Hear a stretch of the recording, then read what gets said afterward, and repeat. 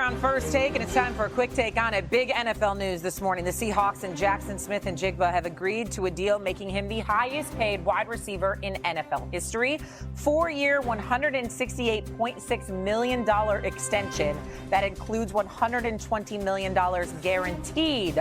Seattle, of course, just won the Super Bowl. What is your reaction to them bringing back the Offensive Player of the Year? Congratulations to JSN. He deserves every penny and then some. Ladies and gentlemen, this brother was born on Valentine's Day in 2002. He's 24 years old, 24. And he plays the way that he has played. They let go of DK Metcalf. They made him the star. And what does he do? He goes from 100 receptions for 1,130 yards last year to 1,793 yards on 19 more receptions this year. Clearly the best receiver in football last season. He's 24, nothing but an upside. And you don't just get paid for what you do. You get paid for potential. An organization that says they trust in you. And when you think about the future of the Seattle Seahawks, why would you not trust Jaxon Smith-Njigba? He deserves every penny. I'm really, really happy for him. It's well-deserved, and it's after he delivered a Super Bowl championship. There's nothing to be said here. He's earned every penny. He deserves it. I didn't realize his birthday was on Valentine's Day. The Super Bowl this coming year is on Valentine's Day. Maybe he could celebrate it with another performance like this one. All right, let's go back. A championship. If you're Joe Burrow, how much time are you dedicating to learning how to play flag football? If you're a starting cornerback in the NFL or wide receiver, Devontae Smith, how much time are you going to invest in flag football? Then the other part of it is the timing of it all. Like, organizations watching that this weekend and seeing guys get twisted up on competing their butts off to try to go win in training camp. Are you going to allow your best players that you're going to need to go out there and compete to go play in the Olympics? I think it's cool as hell. Joe Burrow talked about it. A chance to compete for a gold medal is unbelievable and represent your country. But at the same time, if I'm an organization, I'm watching that. I'm looking at Joe Burrow diving into the end zone, getting hit. I don't really know that I want my best players out there competing at that rate. But I mean, they got their butts whooped. So let me put you in that situation. Would you, if you were still an active player, would you want to go out there and participate in the Olympics doing flag football? I would, but I also wasn't one of them superstars. They'd be like, hey, we'll go ahead and get us another McCourty in there to come cover somebody. I wasn't Saquon Barkley out there. It's a totally different situation. So maybe bring some of them lower tier guys, the Jason McCourtys of the world, let them go over to LA and play in the I don't like this. You had one of the best plays in Super Bowl history against the Rams for the Patriots. Stop downgrading your ability. Go ahead, Smalls. Yeah. It was a nice play. Nice play. It was unbelievable. So you won a Super Bowl. Absolutely. Jason McCourty, Joe Burrow, different conversations. Yeah, you're bigger, What they mean to the organization. That's all I'm saying. Okay. I was with you, though. I was holding my breath watching him dive. I thought you was going to say I was with you. Like, yeah, those guys are. No. We need to put you on that level, J-Mac. But watching Joe Burrow dive, I was holding my breath, too. Because as somebody that wants to see him healthy and be successful and be at the top of the mountain, I'm worried about the injuries. But I was not with Tom Brady. Do you think he could still play? That pass to Steph Diggs? And not only the pass, the step aside, like to still have the awareness, the ability. He's 48 years old. Should we just send him to the Olympics, like, eternally? I mean, everyone will tune in.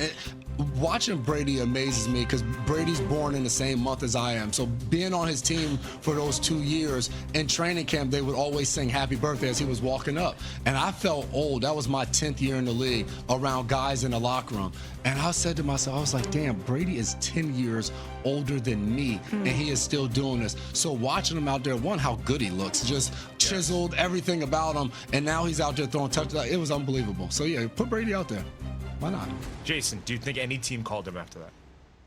I think teams probably have been calling him to see if he would be interested in coming back, but why not? Why wouldn't you? Just from the standpoint, if Brady wanted to play football, who wouldn't want that mind in their quarterback room and in their locker room every single day? But is there a reason to think and I'm being dead serious, is there a reason to think if he decided right now I'm going to play next year that he wouldn't be a top 10 quarterback in the league?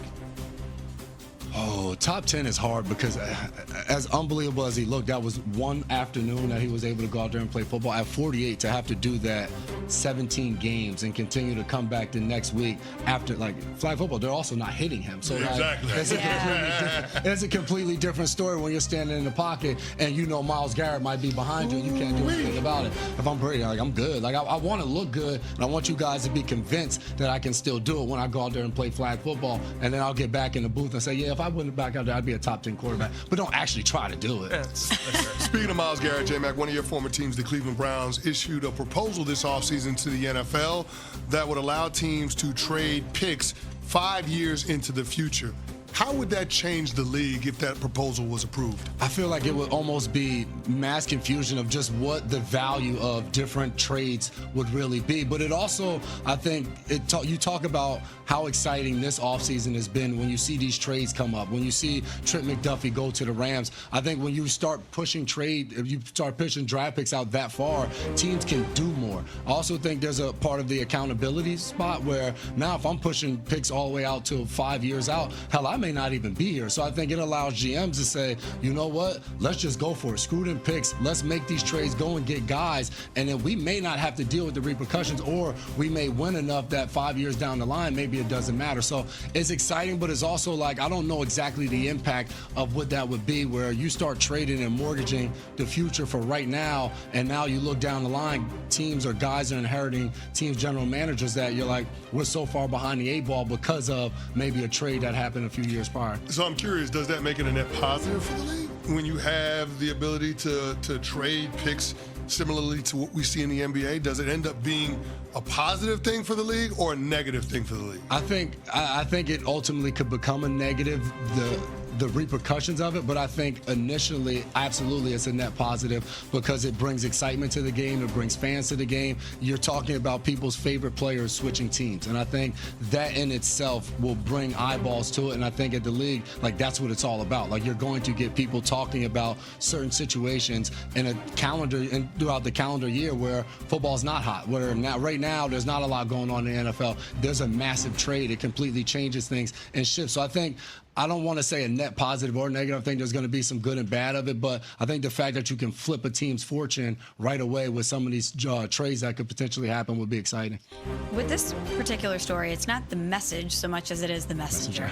If it was the Rams that said, hey, we said believe those picks, look how it worked out for us. Yeah. I think a lot of us would be like, yeah, I like this proposal. The fact that it's the Browns, the living example currently of mortgaging your future and having it be disastrous for years to come, the fact that it's them that is proposing this, I don't know, that makes me take a step back and be like, the Rams seem to be more of the outlier of the team that takes the big swing, says bleep those picks, and it works out. More teams that will do this will be dysfunctional teams like the Browns that are going to do whatever it takes because they're desperate, and it might not be the right decision, and then you have a fan base that has to suffer through however many years after that without any picks or any hope.